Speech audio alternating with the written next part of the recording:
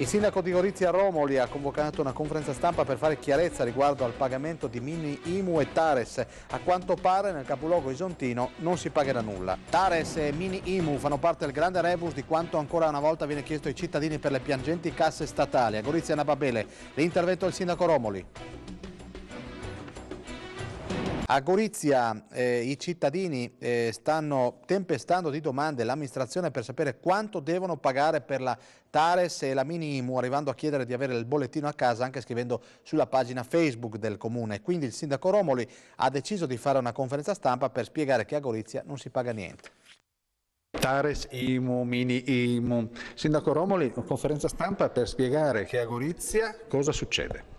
Non succede assolutamente niente. Coloro che hanno pagato la rata di novembre della Tares non devono assolutamente pagare altro, così come l'IMU, coloro che hanno saldato l'IMU non devono pagare la cosiddetta mini IMU che non verrà richiesta dal Comune di Gorizia. Mi pare che ci siano anche cittadini che vogliono assolutamente pagare. Sì, esatto, ho ricevuto anche su Facebook dei messaggi di persone che mi dicono mi dica quanto devo pagare o per caso se mi manda il bollettino a casa. Non arriverà nessun bollettino perché non c'è assolutamente niente da pagare. Però devo dire che coloro che non hanno pagato la rata di novembre della Tares o l'ultima rata dell'IMU invece sono debitori nei confronti del Comune di Gorizia.